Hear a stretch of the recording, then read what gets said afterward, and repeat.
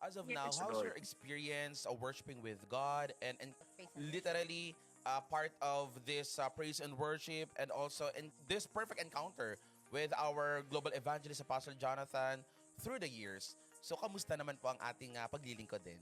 At first po, kasi sanay po akong mag-perform dati sa worldly environment.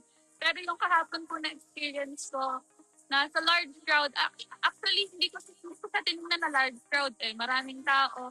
Nakita ko Yes. yung mga tao sa uhaw, sa paglilingkod, yung Totoo mga yun. umiiyak na tao habang nananalangin. Grabe, sobrang sarap sa feeling dahil alam ko na ang Diyos talaga ang kumikilos. It's not about the talent. It's not about us.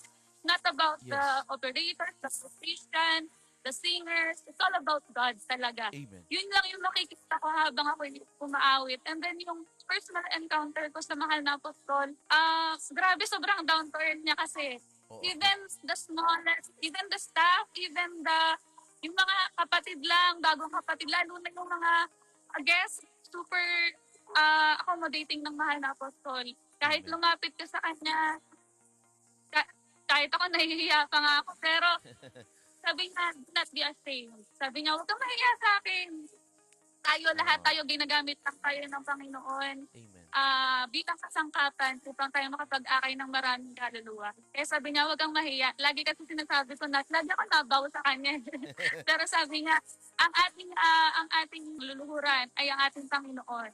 Lagi Amen. ang ganyan. Sabi ko, nasa tunay na iglesia na talaga ako. Praise the Praise Lord. God. Actually, mabahagi ko lang dito kapitbahay, no? Kami Ah, ni Sister Iro lang kami nag-uusap. Once we always see Apostle, yung business, alam mo yun, yung palipad-lipad sa ibang lugar.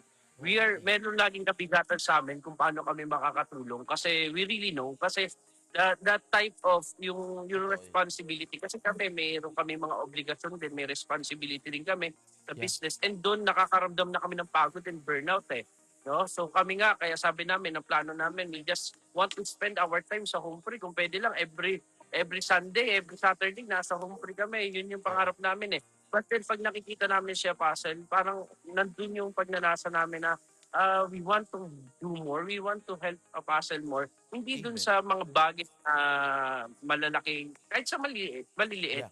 yun yung makapag-promote, makapag-akay, So actually, biyaya si Sister Aaron, napakadami niya na akay Yes. at mga Amen. Praise God. napabaptas. So dami na biyaya po yun.